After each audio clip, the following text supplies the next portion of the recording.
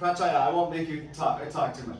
So the can is made of bamboo pipes, and there are 16 pipes, and in the middle is a box with a double reed in it, and it's a reed that can sound when you're exhaling or inhaling. Much like you can imagine a harmonica. You know, you can blow in or out on a harmonica, and it's going to play either way. And so the can uses the same kind of mechanism. And there are holes. I don't know if you can all see. There are holes on the pipes, and so the note does not sound unless you cover the hole. So when you're blowing through and you cover the hole, can you just show us what the sound is like? Just play sound.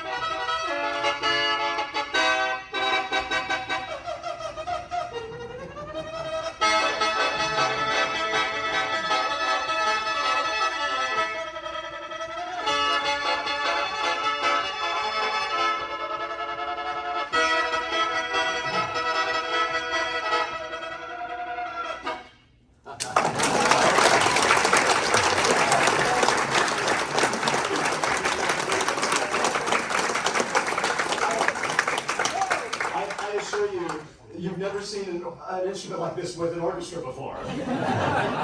And also, you could see if they hadn't made it here, there was no one I could call. I mean, you know, if I'm doing a piano concerto and someone says, hey, I can't make it, I've got a list of people I can call. I do not have a list of pin and can players. Moreover, you don't usually use written music. I mean, it's not written down. Yeah. And so for the concerto, Narang wrote the whole piece. Wrote your part, wrote the orchestra part. And so you had to learn these parts. And remember. And can remember all the parts. Right. Yeah. So you had to learn it, but they had to learn it by memory. Yeah. And then and so when we work together, it's actually probably easier for us to play together than by yourself, because I can help, I give cues and the orchestra gives cues to help remember the parts.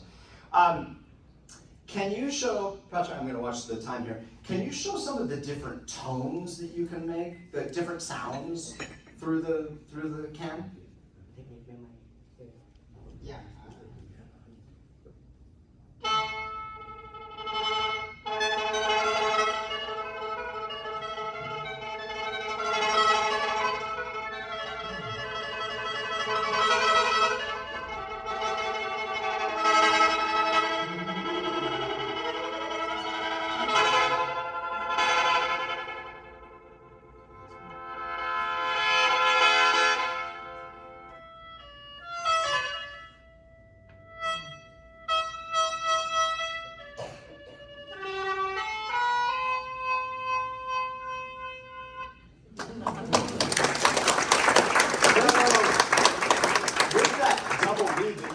Exhale and inhale. You can play all day long. You never have to stop. I mean, that's amazing. I'm going to ask, I did bring Bob Keckheisen here to show some of the percussion. We'll get to that in just a minute, but I thought the can and the pin play together frequently in Thai traditional music. Can you play something for us, maybe 2 minutes, something together? Yeah.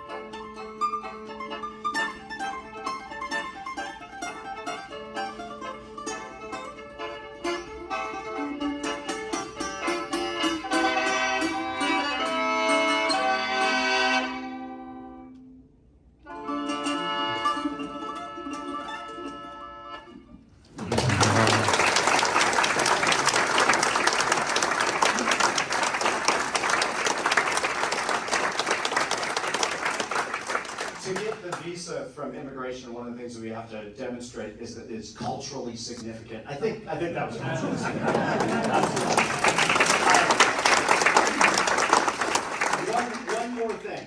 One more thing. I'm wondering, Prata, if you can play at the beginning of the concerto a dee da da da da da. So because Narang has written one of the things that I really like about Narang's composition is that sometimes when you try to fit traditional instruments or folk idioms into the Western orchestral repertoire, it feels like you're just pounding a square peg into a round hole. It just doesn't feel right. But I think Narang's genius in this is he makes the orchestra speak the language of the can and the pin. And so he's never trying to have us imitate their sounds, but he sets up the tonality, the scales, the pitches that we play in the orchestra along the pitches that are in the pin and the can. Can you just play that be ba ba ba ba and hold? Yeah.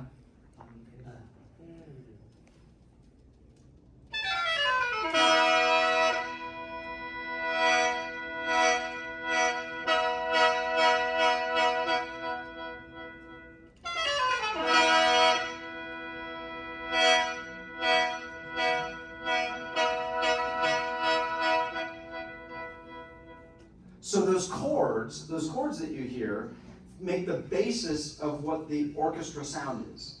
It's not an atonal piece, it is a piece where we are using the tonality of the instruments.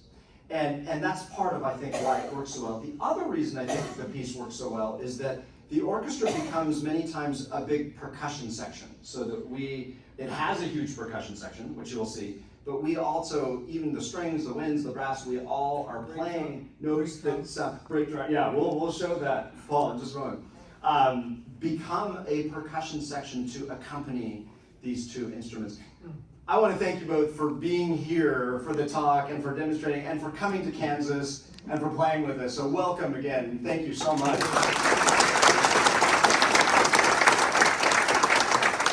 Zheng, who knew Narang from his festival, had programmed this piece by Narang called Sound, Echo, and Silence, a double concerto for the Thai instruments, the can and the pin, with orchestra.